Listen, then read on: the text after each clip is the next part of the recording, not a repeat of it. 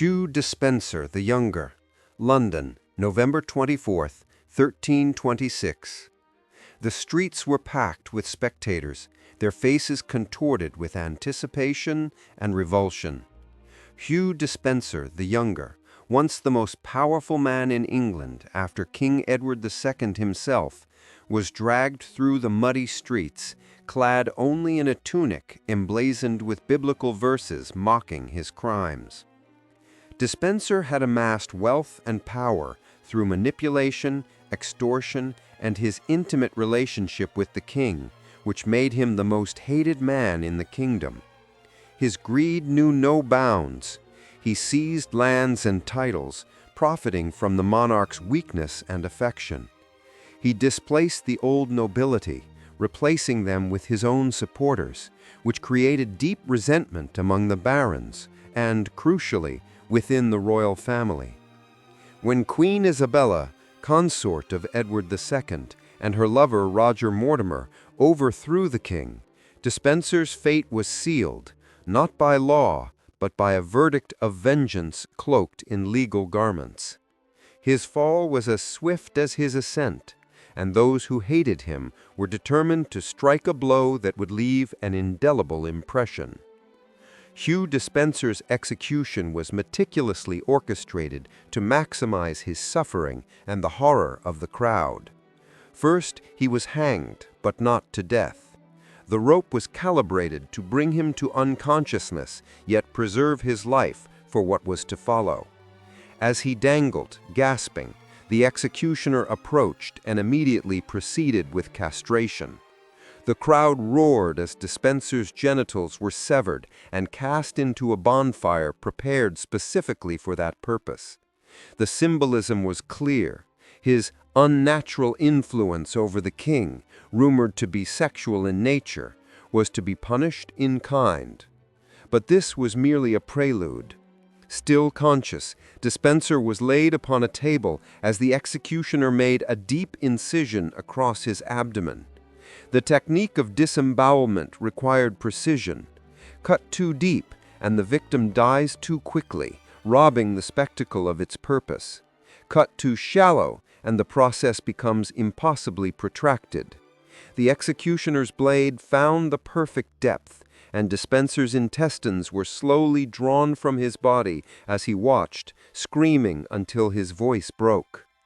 Eyewitnesses reported that the stench of exposed entrails, mixed with burning flesh from the fire, created a reek so overwhelming that people in the crowd began to vomit uncontrollably. Some fainted, others fled, but most stood frozen, stunned by the horror. The process took several hours. Despenser's organs were extracted one by one and thrown into the fire before his eyes.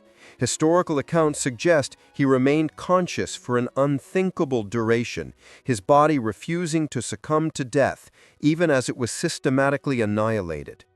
The executioner eventually showed mercy, or perhaps simply grew weary of his work, carving out Despenser's heart and displaying it to the crowd before beheading the barely living corpse. His head was sent to London Bridge for display on a pike, while his body was quartered and distributed to 4 different towns as a warning. The crowd dispersed in an unusual silence, many visibly shaken by what they had witnessed. What made Despenser's execution particularly cruel was not only the physical torture, but also the psychological warfare waged against him. He had been starved for several days prior to the execution, weakening his body but ensuring he would remain conscious throughout the ordeal. He was forced to watch as his own body was consumed by fire, piece by piece. The executioner reportedly spoke to him throughout the process, describing each step before it occurred, turning anticipation itself into an instrument of torture. Even hardened observers noted that Despenser's execution crossed a line, transforming justice into something darker, something that revealed more about the executioners than the executed. The legacy of Despenser's death reverberated throughout English history. It established a template for the execution of traitors that would be repeated for centuries. most notably in the case of Guy Fawkes and the gunpowder plot conspirators nearly 300 years later. The punishment became known as hanged, drawn, and quartered. While this clinical phrase could never convey the full horror of the experience, Despenser's execution also revealed a fundamental truth about public punishment. It was designed not to reform or deter, but to satisfy society's lust for revenge, while simultaneously demonstrating the state's absolute power to inflict unimaginable suffering upon those who defied its authority. Fu Li was convicted of murdering his entire family in an especially cruel manner, was sentenced to this most extreme form of punishment. Fu Li's execution began 3 days before his actual death, with a period of public humiliation and spectacle. He was paraded through the streets in a wooden collar, his crimes written on placards hanging from his neck, while citizens were encouraged to throw refuse and spit upon him. This served the dual purpose of building anticipation for the execution itself and dehumanizing the condemned in the public's eyes, making the subsequent torture more palatable to witnesses. On the day of the execution, Fu was tied to a wooden stake in the center of the public square, his arms and legs spread wide and secured so he could not move an inch. The executioner, a specialist trained in the art of Ling Chi, began his work with almost surgical precision. The first cuts were shallow and strategic, designed to inflict maximum pain with minimal damage to vital organs or major blood vessels. Small pieces of flesh were sliced from Fu's arms, then his legs. Each cut was calculated to prolong consciousness and suffering. Western observers who witnessed Ling Chi executions reported that the victims' screams were unlike anything they had ever heard, animalistic, raw, and so filled with agony that they seemed to physically assault the listeners' ears. Some described this sound as something that annihilated the screaming individual, transforming them from a person into pure suffering. The punishment followed a prescribed ritual with hundreds of cuts designated for specific body parts. After the limbs, cuts followed on the chest and back, then the face, then the genitals. Each incision was measured and deliberate. Periodically, the executioner paused to allow the condemned to recover slightly, preventing the punishment from ending prematurely due to shock. Opium was sometimes administered not out of mercy, but to ensure the victim remained conscious for a longer duration. In Fu Li's case, records suggest the execution lasted approximately 2 days, though the precise duration is difficult to verify. Photographs of Ling Chi executions exist, though they are so disturbing that they remain controversial even in academic contexts. What made Ling Chi particularly psychologically devastating for both the victim and witnesses was its bureaucratic precision. It was not a passionate act of mob violence or a crude beheading, but a state-sanctioned ritual carried out according to strict rules. The number of cuts was determined by law depending on the severity of the crime. Lesser transgressions might receive 100 cuts before the coup de grace, while the most serious could demand 3,000. Executioners who deviated from the prescribed number could themselves face punishment. This transformation of torture into bureaucracy, suffering into procedure, created a unique horror that Western observers found difficult to comprehend. Crowds gathered to witness Fu Li's execution displayed the full spectrum of human reactions to extreme violence. Some watched with grim satisfaction, believing his crimes against the family merited such a punishment. Others turned away, unable to stomach the sight of a man systematically disassembled alive. Many reported nightmares years later, haunted by memories of Fu's screams and the sight of his body gradually transformed into something no longer recognizable as human. Foreign observers noted that even seasoned executioners seemed affected by Ling Qi, performing their duties with a mechanical detachment that suggested psychological compartmentalization. The practice of Ling Qi was officially abolished in China in 1905 as part of legal reforms aimed at modernizing the country's judicial system and improving its international image. But the executions that had already occurred, including that of Fu Li, left an indelible mark on history. They revealed the capacity of organized states to systematize cruelty, to turn torture into a precise science with rules and procedures. The bureaucratic nature of Ling Qi revealed something more disturbing than spontaneous violence. It was suffering by design, meticulously calibrated and executed according to established protocols. The psychological impact of witnessing a Ling Qi execution extended far beyond immediate trauma.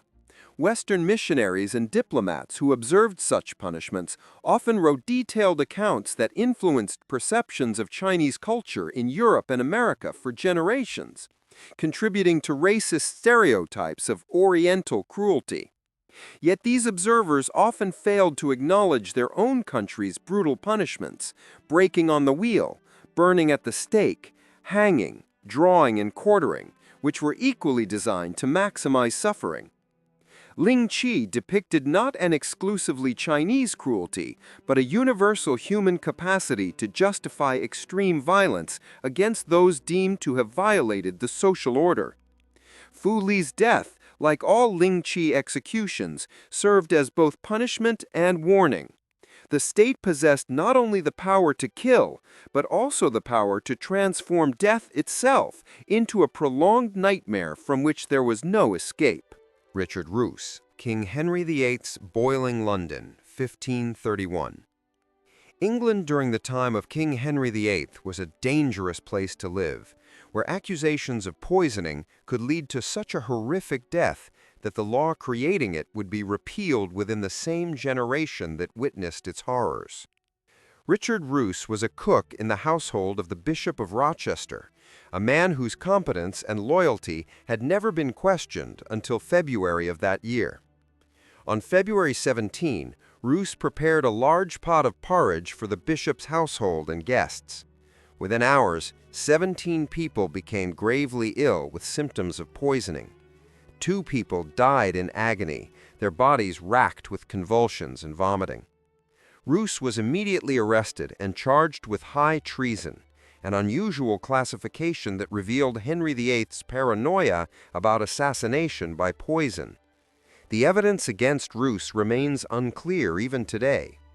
Some historical sources suggest that he confessed under torture to adding poison to the porridge, claiming he intended it only as a joke to cause mild illness, not death. Other sources suggest he insisted on his innocence, claiming that unknown persons had contaminated the food to frame him. The truth became irrelevant when Henry VIII intervened.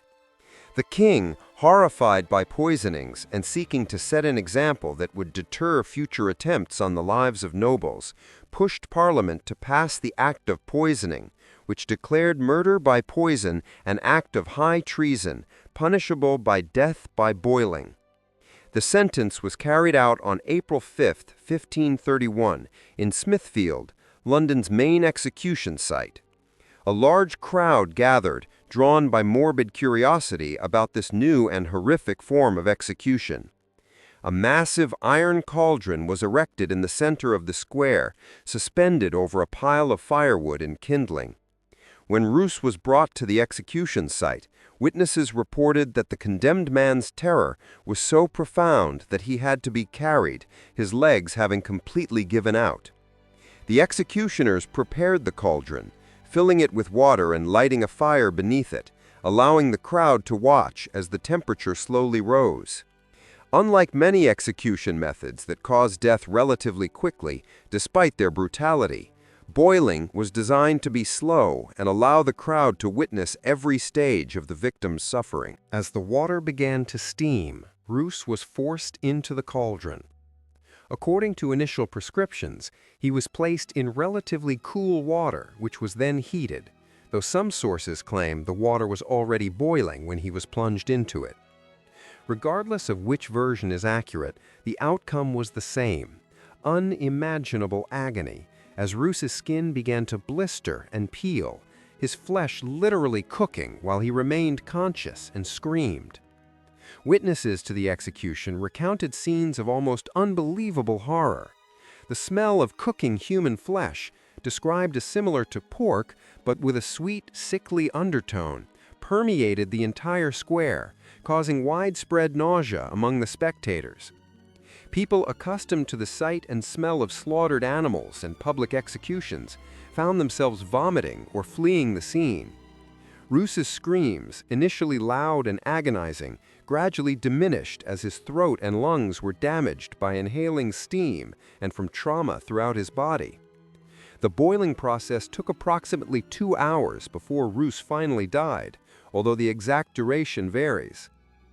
What made Roos's execution particularly controversial, even in an era accustomed to the brutality of public punishments, was the feeling that the punishment exceeded even the most extreme standards of proportional justice. While poisoning was certainly considered a cowardly and repulsive crime, the spectacle of boiling a man alive seemed to many observers to cross a line into sadism. The fact that Roos might have been innocent, or at worst guilty of a prank gone horribly wrong, rather than deliberate murder, only intensified the sense of injustice. Chronicles of the period note that the usual jeering and jubilation of the crowd, typically present at executions, were largely absent, replaced by shock, silence, and disgust. The act of poisoning remained in force for only 16 years. During this period, at least one other person, a maidservant named Margaret Davy, was boiled to death for poisoning. But the punishment itself proved too extreme even for the harsh standards of Tudor England. The practical problems were significant. Boiling required extensive preparation, specialized equipment, a large amount of fuel, and took far longer than hanging or beheading. The psychological impact on executioners and witnesses was severe, with reports that executioners requested transfers to other duties rather than perform boilings. Most importantly, the punishment seemed to elicit sympathy for the condemned, rather than reinforce the power of the state. Richard Roos's death had the opposite effect to Henry VIII's intention. Instead of terrorizing potential poisoners into submission, it demonstrated the potential for state power to become tyrannical and cruel beyond reason. The execution became a cautionary tale not about the danger of poisoning, but about the danger of allowing fear to dictate justice. When the law was repealed in 1547, no official reason was given, but the subtext was clear. Some punishments are too cruel even for criminals, and some methods of execution undermine, rather than strengthen, public order. Roos died in agony for a crime he may not have committed. His suffering became a historical marker of the limits of acceptable punishment, a boundary that was revealed only when it was crossed into territory that disgusted even those who believed in harsh justice. Robert François Damiens, The Apogee of Old Regime Torture. Paris, March 28, 1757. The city awoke to news that shook the nation and led to one of the most brutal executions in French history. King Louis XV had been attacked in the courtyard of Versailles by Robert François Damiens, a domestic servant who managed to approach the king and strike him with a small penknife. The wound was superficial, little more than a scratch, but the symbolism was profound. An attack on the king's body was an attack on France itself, on the divine right that supposedly protected monarchs, on the entire social order. Damiens' fate was decided not by the practical gravity of his crime, but by its political and symbolic ramifications. Damiens was immediately arrested and subjected to weeks of interrogation and torture aimed at extracting the names of accomplices. despite having his legs crushed by the boot, being stretched on the rack, and enduring a multitude of other torments, Damiens maintained he acted alone, driven by religious fervor and a belief that the king had betrayed the Catholic Church. His interrogators refused to believe that a simple servant could conceive and execute such a plan independently. The search for a conspiracy that likely never existed added weeks of suffering to Damiens' ordeal before an execution that was planned in meticulous detail to serve as the ultimate demonstration of royal power and the consequences of challenging it.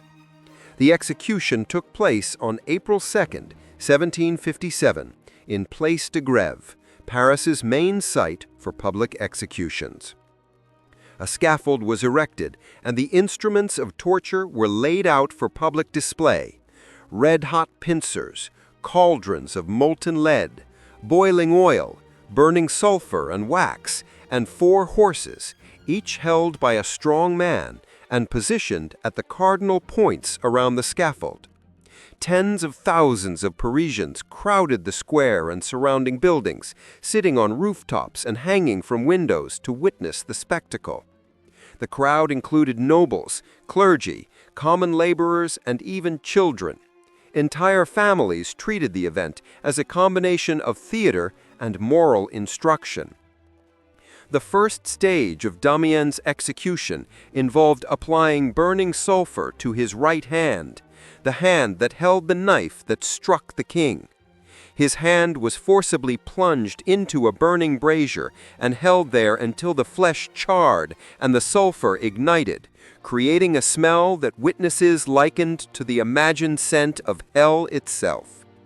Damiens' screams echoed across the square, but this was only the beginning. The executioners then used red-hot pincers to tear pieces of flesh from his arms, legs, and chest, creating wounds into which molten lead, boiling oil, and burning sulfur were poured.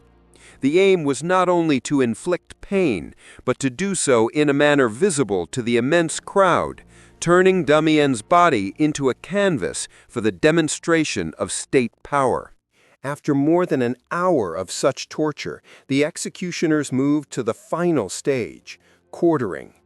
Damiens' limbs were tied to 4 horses, each facing a different direction. At a signal, the horses were spurred and began to pull. The design was for Damiens' body to be torn apart as the horses pulled in opposite directions. But human bodies proved surprisingly resilient to tearing, and the horses strained fruitlessly for over an hour, attempting to dismember Damiens. Witnesses reported that Damiens remained conscious throughout this time, his body stretched almost to the point of death, joints dislocated, yet his limbs refused to separate from his torso. The initial excitement of the crowd gave way to horror and nausea as the spectacle continued much longer than anyone had anticipated. Finally, the executioner requested permission to use knives to cut through the stubborn joints and tendons that refused to tear. Permission was granted, and the executioner methodically severed Damiens' connections at the shoulders and hips. But even then, the task proved difficult, requiring several minutes of effort before the first limb detached. Contemporaries described Damiens as still being conscious, even as his body came apart, his eyes moving, and his mouth forming words that no one could hear. When the 4th limb was finally severed, his torso, still technically alive, was thrown onto a pyre and burned, with guards ensuring every part of his body was fully consumed by the flames, leaving nothing for sympathizers to retrieve and venerate as relics. The crowd's reaction to Damiens' execution was complex and unexpected. While many came with a thirst for spectacle and vengeance, the duration and extreme brutality evoked universal revulsion. Numerous witnesses fainted during the execution. Others vomited. Some nobles who had purchased premium viewing spots left before the execution concluded, unable to continue watching. In the following days, accounts of the execution spread across Europe, sparking debates about the nature of justice and punishment. Enlightenment philosophers, such as Voltaire, used Damien's execution as evidence of the reigning regime's barbarity, arguing that such cruelty degraded society as a whole, not just the condemned. What made Damien's execution particularly significant from a historical perspective was that it represented the absolute peak of old regime judicial torture, while simultaneously marking the beginning of its decline. The execution was so excessive, so prolonged, and so disturbing that it generated widespread sympathy for the victim and revulsion for the system that created such a spectacle. Within a generation, torture as a formal part of judicial procedure in France would be abolished, and the French Revolution would displace not only individual monarchs, but the entire concept of divine right that justified such brutal assertions of royal power. Damien's suffering, intended to solidify royal authority, instead helped undermine it, demonstrating that excessive cruelty could have the inverse effect, generating opposition rather than subservience.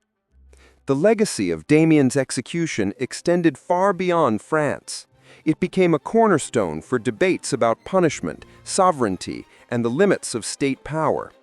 Michel Foucault, the influential 20th century philosopher, began his landmark work Discipline and Punish with a detailed description of Damien's execution, using it as an example of how sovereign power in the old regime was exercised directly upon the body of the condemned. Damien's died one of the most horrific deaths imaginable, but his suffering was not meaningless. It helped provoke philosophical and political movements that ultimately led to more humane standards of justice, even if these standards took centuries to fully develop and implement.